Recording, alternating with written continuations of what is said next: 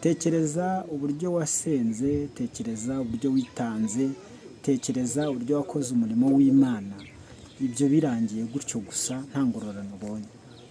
Tekereza ko waba ari umubabaro uruta indi mibabaro yose wigeze kugira.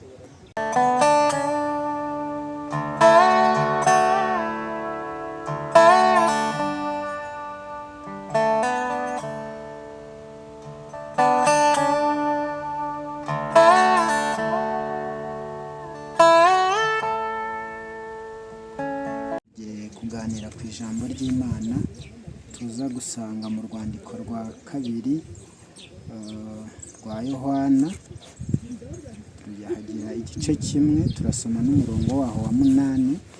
Haravuga ngo mwirinde mutazabura iby'imirimo mwakoze, ahubwo ngo muzahabwe ingororano itagabanije. Murakoze. Iri ni ijambo umuntu wese ashobora no gufata mu mutwe. Harimo interuro zigera muri 3. Haravuze ngo mwirinde mutazabura iby'imirimo mwakoze. Mwirinde n'interuro twayita interuro ya mbere, mutazabura iby'imirimo mwakoze. Ya kabiri, ahubwo ngo muzahabwe ingororano itagabanije. Tugiye kuganira kuri aya magambo 3 dusomye muri iri jambo. Iyo bavuze ngo mwirinde, mu yandi magambo baba bashatse kuvuga ngo mube maso cyangwa se mwirangara. Hanyuma bongeraho ikintu bavuga ngo mutazabura iby'imirimo mwakoze. Buriya abantu baravunika, bakora byinshi mu murimo w'Imana. Rero kuba twahomba cyangwa wahomba ingororano z'ibyo wakoze cyaba ari igihombo gikomeye, byaba bibabaje. Niyo mpamvu yavuze ngo mutazabura iby'imirimo mwakoze, ahubwo ngo muzahabwe ingororano itagabanije. Tugiye gutinda gato ku ngororano itagabanije. Mu by'ukuri hari ingororano abantu b'Imana bazahabwa bageze mu ijuru kubw'imirimo myiza bakoze. Ariko iyi ngororano, iyo bavuze ngo ingororano itagabanije, ni ubugingo buhoraho. Nibwo yashakaga kuvuga Yohana byandika. Ari nayo nari nahaye insanganyamatsiko ivuga ngo haranira kuzahabwa ingororano wavunikiye. Haranira kuzahabwa ingororano wavunikiye. Tekereza uburyo wasenze, tekereza uburyo witanze, tekereza uburyo wakoze umurimo w'Imana, ibyo birangiye gutyo gusa nta ngororano ubonye. Tekereza ko waba ari umubabaro uruta indi mibabaro yose wigeze kugira. Ariko ijambo riratubwiye ngo mwirinde cyangwa se mube maso mutazabura iby'imirimo mwakoze, ahubwo ngo muzahabwe ingororano itagabanije. Ndakwifuriza kugumya kongera imirimo myiza, ndakwifuriza gukora byinshi, ariko ugambiriye kuzahabwa ingororano iruta izindi Imana yateguriye abera. Pawulo yandikiye Tito, ni igice cya mbere umurongo wa 2, aravuga ngo niringiye kuzabona ubugingo buhoraho ubw'Imana itabasha kubeshya yasezeranije uhereye kera kose. Haleluya.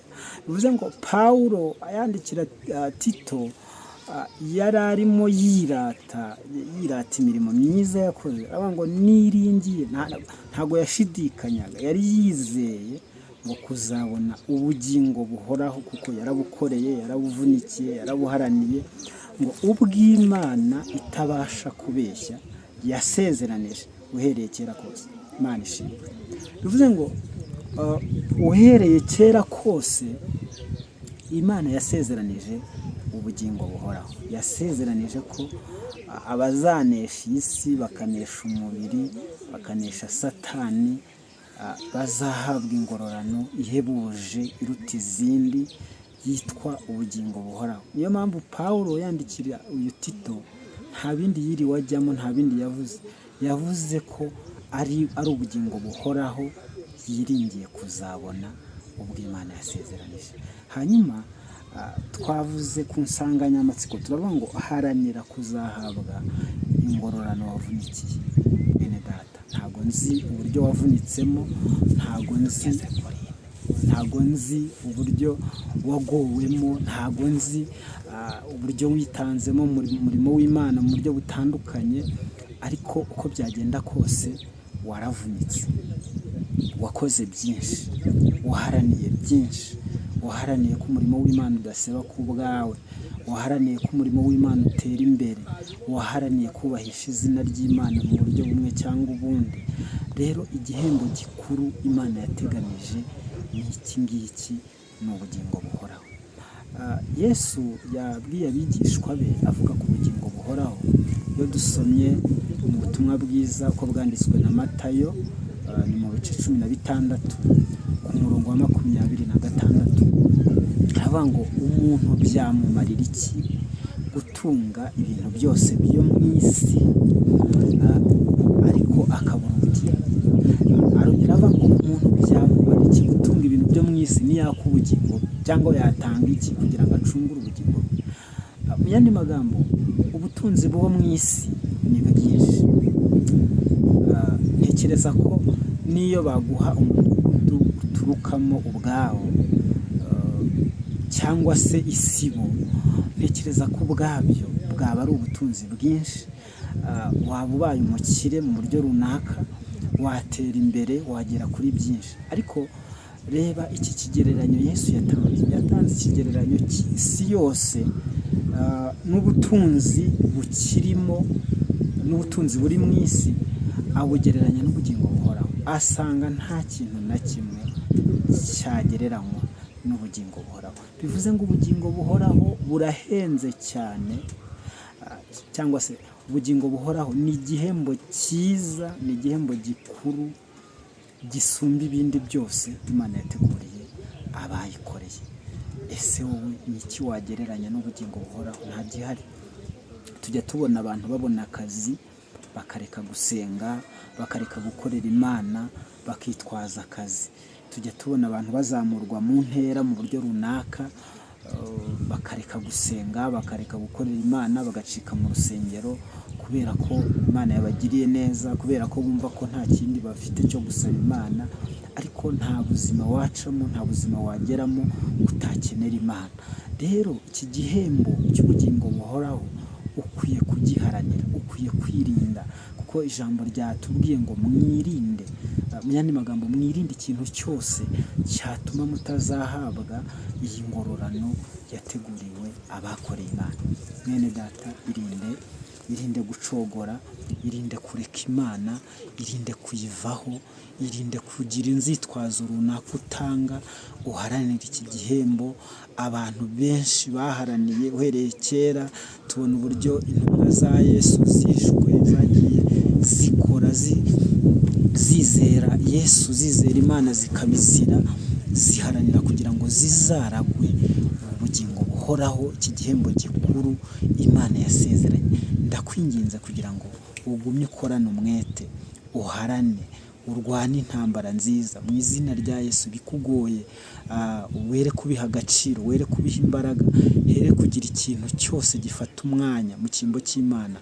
Ugumye urwane intambara nziza kugira ngo usingire ubugingo bwiza, ubugingo buhoraho Imana yateguriye abayikunda. Urakoze. Twari dusomye iri jambo rivuga ngo mwirinde mutabura iby'imirimo mwakoze, ahubwo muzahabwa ingororano itagabanije. Ingororano itagabanije twabonye ko ari ubugingo buhoraho. Imana rero ikubashishe. Katwongere dusenge, dusabe Imana kugira ngo itubashishe, igumye kudushoboza. Tugeze mu gihe kigoye, tugeze mu gihe abantu bagiye bacogora mu byo gukorera Imana, ariko tugumye duhatane, kuko tutazi umunsi cyangwa isaha twabira muri iyi si ubwo tuzayivamo, tuzabe turi ku rutonde rw'abantu bazahabwa ubugingo buhoraho. Reka dusenge. Mwami Yesu, turagushimiye, tugushimiye iki gihembo cyiza wateguriye abagukoreye, igihembo cy'ubugingo buhoraho. Nicyo duhatanira, nicyo bamwe bakubitiwe, abandi barafungwa, abandi baricwa, abandi banyura mu buzima bugoye, abandi bemera kubaho nabi kugira ngo bazahabwa ubugingo buhoraho wateguriye abera. Turasenze kugira ngo ugumye kubashisha buri wese, mushyiremo urukundo rwinshi rugukunda, kugira ngo iki gihembo cyiza wateguye twese tuzabashe kukibona. Byose tubisabye mu izina rya Yesu, amen. Byibuze